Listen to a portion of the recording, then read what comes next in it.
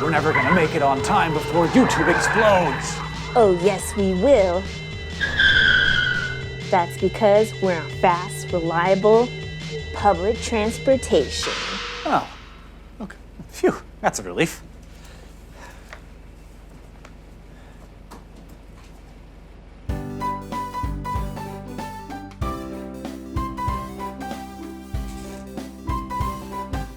According to the American Public Transportation Association, Americans took 10.4 billion trips on public transportation in 2016. But if you've never relied on a bus, subway, or train or ferry to get you around, it might seem kind of daunting. So sit back and we'll take you on a high-speed chase to learn a few things you should know before trying to take public transportation for the first time. Every time I'm in a new city, I get so freaked out by trying to get on the bus. It makes me extremely nervous. Okay. I hope that this helps me. Number 1, routes and schedules. In most industrialized countries, public transportation runs on established routes and set schedules. Routes might be designated by numbers like bus number 1 or colors like the blue train. Each route will typically follow a set schedule that might change according to the time of day. For instance, some buses and trains might run more often during peak commuter hours in the morning and evening. It may surprise you to learn that you have to know the schedule to get where you're going on time. This makes a certain amount of sense. It's your responsibility to get to the bus stop or train station a few minutes before it's scheduled to depart. Machines break down, weather can be bad, sometimes people are late.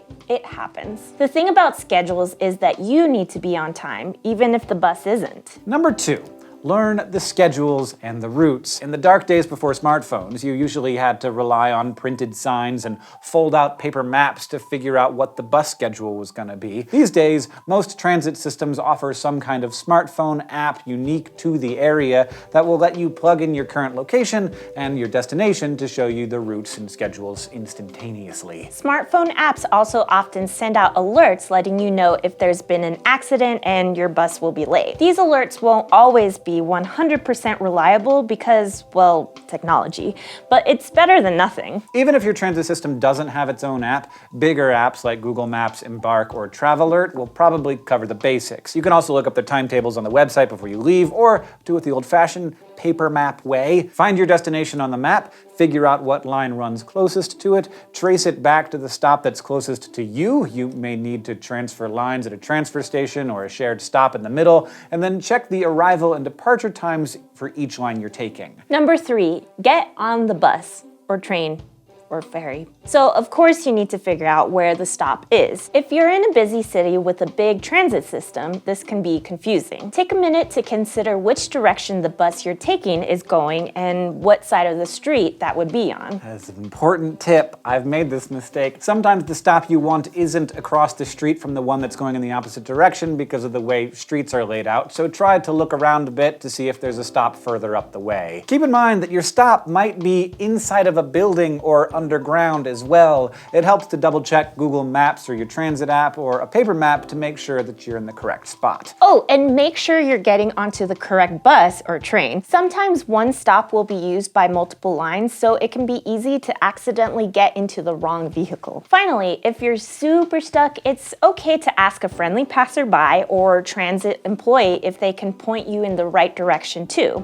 Which reminds me, number 4, ask for help if you're confused. Plenty of transit systems have information booths at their transit centers where employees can show you the ropes. Or if you're just out somewhere waiting for a bus or train, you might be able to approach a friendly-seeming passenger or transit employee and ask them how to get where you're going. Keep in mind, it's not polite to hold up the bus driver for 10 minutes asking for detailed directions, but it is a pretty normal part of transit to check with other people if you're not sure where you're going. Everyone had to learn the system at some point, and if you ask politely, chances are someone can help you out. Number 5, pay for your ride. Depending on where you are, your transit system may need exact change for your ride, which of course means you need to look up ahead of time and see how much the fare's gonna be. A lot of transit systems, though, have ticket booths or machines where you can use a card to buy your fare or get a rechargeable card or pass. It's worth it to see if the system offers daily, weekly, or monthly unlimited ride passes.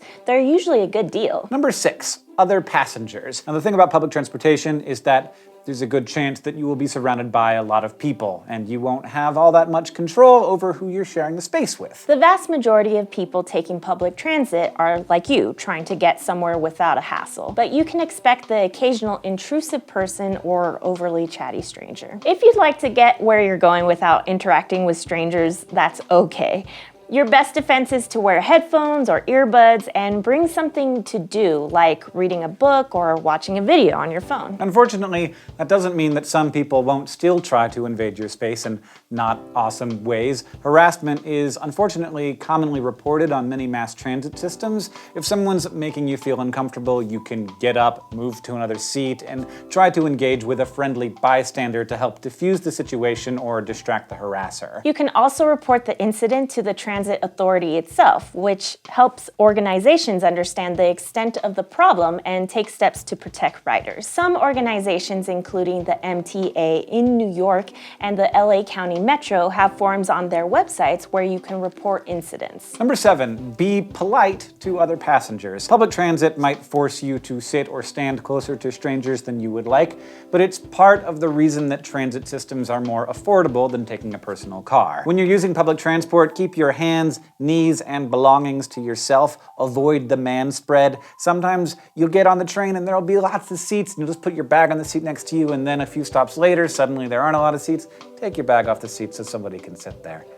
I hate that when people do that. Try to avoid having loud phone conversations, listening to music without headphones, eating smelly food, or using strongly scented body products too. You might love your tuna melt cologne, but that doesn't mean everyone else does. Number 8. Once you have reached your destination, exit at your stop. There will usually be signage or a map posted in the vehicle, so follow along and keep track of where you are as you're moving. Some transit systems automatically stop at every stop. Others expect you to pull a little cord to let the driver know that you need to get off at that stop, so they don't have to stop at a stop if nobody's gonna get off. So figure out which one of those you are on, otherwise the driver might just blow right past your stop. As a side note, if you're pulling a cord, the bus you're on won't usually stop immediately. It will have to find a suitable place to stop, which may be up a few blocks from where you pulled the cord. And some systems, like ferries, will announce on the loudspeakers when you've reached your destination. Which I assume is usually when you get to the land. I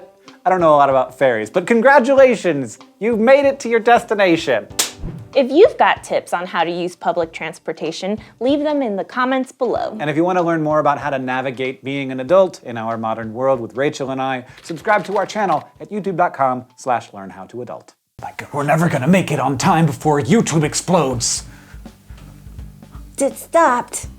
Can we also try one where you say that's because we're taking fast, reliable public transportation really cool? That wasn't cool. For public...